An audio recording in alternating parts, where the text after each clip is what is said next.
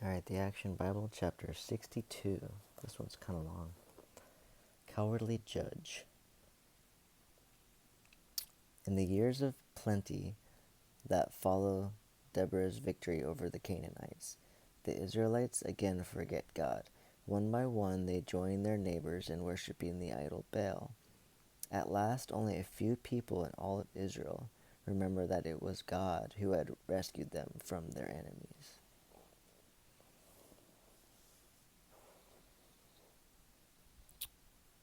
Every harvest season, just when the Israelites are ready to gather food for the year, roving bands of Midianites steal their harvests for years.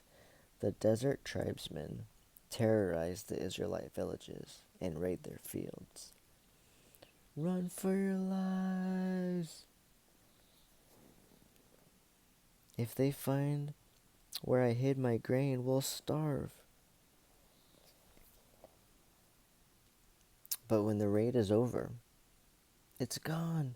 Our grain is gone. For 7 long years, the Israelites suffer at the hands of the desert tribesmen. They hide out in caves and thresh their grain in secret places. But the raiders always return. Then even more frightening news comes. The Midianites are coming again, and they're bringing great armies from the east. Like grasshoppers, the enemy swarms over the Israelite fields, stealing grain, cattle, and sheep.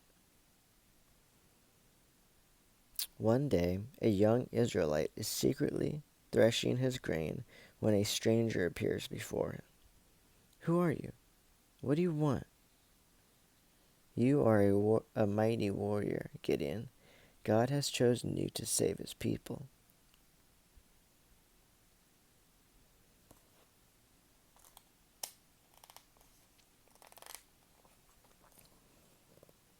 Me? My family is the weakest of the whole tribe, and I'm the weakest one in my family. If you're really an angel of the Lord, then give me a sign. Gideon prepares some food and brings it to the stranger. Put the food on the rock. The stranger touches the food with his staff. Instantly, a fire bursts forth and consumes it. I have seen the angel of the Lord face to face. When the angel disappears, God speaks to Gideon and tells him to destroy the altar of Baal. But Gideon is afraid of the townspeople, so he waits until dark to obey. Won't the people kill us if they find out? That's why we're doing this at night.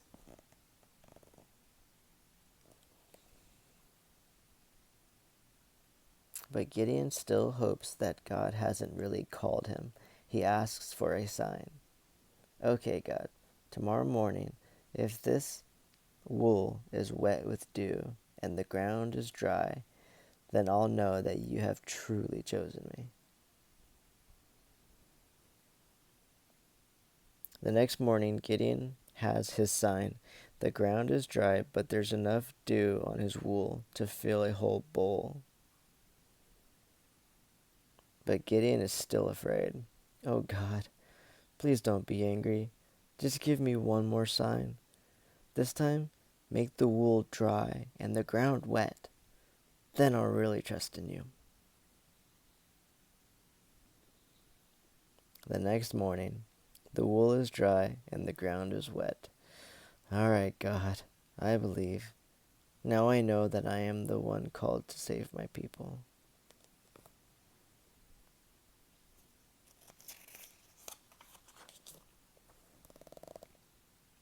Gideon calls the leaders of Israel together. With God's help, we can drive the Midianites from our land.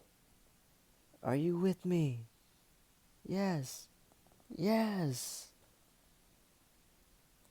With an army of 32,000 soldiers, Gideon marches to the hills surrounding the Midianite camp. What a camp! Their camels outnumber the sand on the shore. Don't worry. With 32,000 men, we have a good chance against them.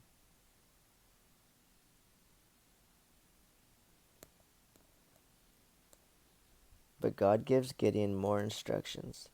God has said that if any of you is afraid to fight, you may leave now and go home.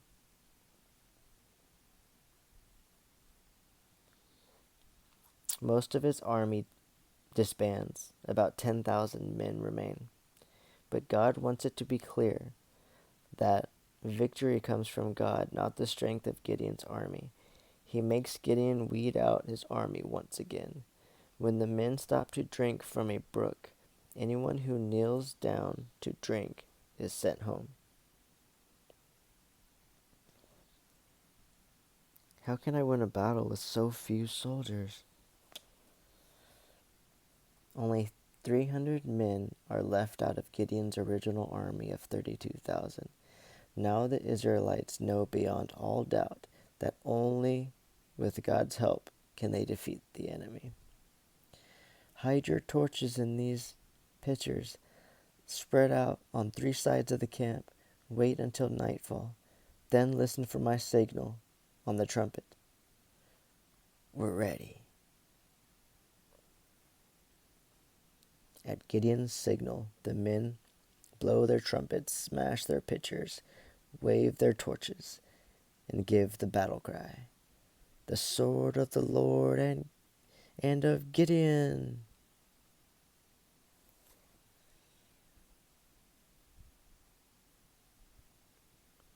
The stillness of the night is suddenly broken by the blare of 300 trumpets and the crash of broken pitchers. Startled from their sleep, the Midianites rush out to find their camp ablaze with flaming torches. Though they are only 300, the Israelites' torches, horns, and shouting throw the Midianites into a panic. They lash out with their swords, striking each other down. Within minutes, they've killed more of their own men than Gideon ever could with his original army. The Lord has demonstrated his might once again.